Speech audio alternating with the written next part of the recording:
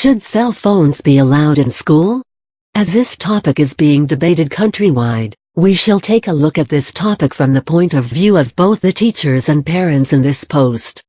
Water, read cola. Food, nothing says breakfast, lunch or dinner than the jumbo-size burger. Cell phone and shelter has become latest trend in the hierarchy of basic necessities.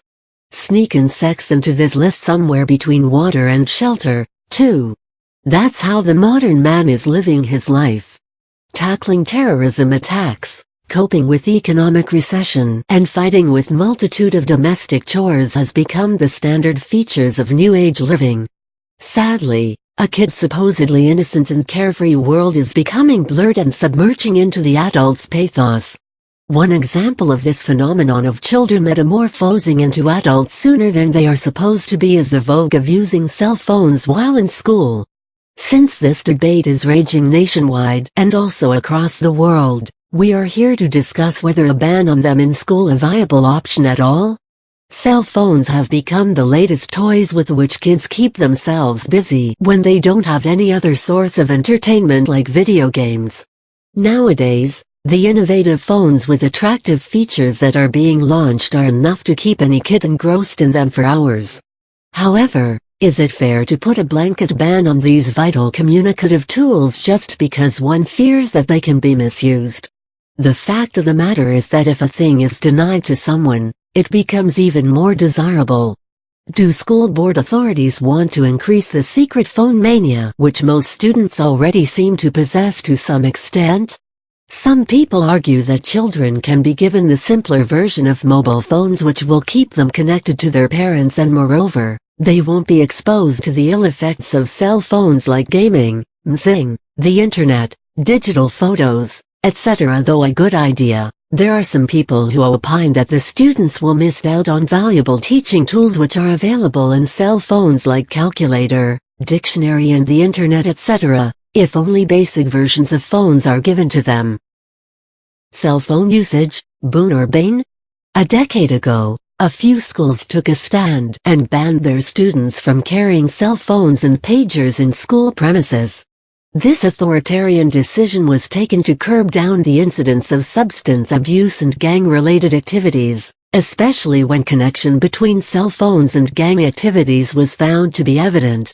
After the 9/11 attacks and shootings in schools, many parents and school authorities expressed their fears for the safety of kids and the debate intensified even more.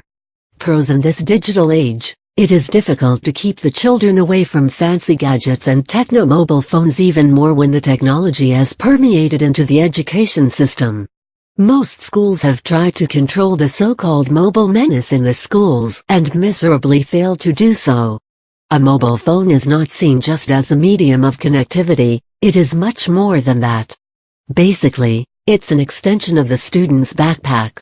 It gives them access to their parents or anybody for that matter. They can get a dictionary, calculator and emailing opportunities with just a few clicks. If they are such a dangerous things for kids, then what about laptops, iPods or the internet? Time has proven that every technology has a dark side to it and it is often misused to a disastrous extent only to be worn down by the advantageous effects. They are just another platform for the child to stimulate his learning potential. Since our society has reached the verge of being dysfunctional with pedophiles and criminals roaming abound, it's a wise idea to arm the kids with one thing with which they can seek help in the time of need. Social networking is one of their major uses. As a bridge is being developed between different people of different nationalities via variant social networking websites, cell phones savor these friendships and conquer the frontiers of globalism. Cons: most teachers find their usage and the constant ringing to announce the arrival of a new text message interrupting and diverting the attention of the class. Students end up messaging each other sitting in the same class, thus amusing themselves and refusing to take in a single word spoken by the teacher. As technology is getting sophisticated and complex, the students are devising ingenious ways to cheat in the exams with the help of cell phones. Texting has become a mania among the teens and the cases of texting while driving has increased. Moreover, according to statistics, Around 15% of teens claimed that they have received sexually explicit pics of someone they knew through text message.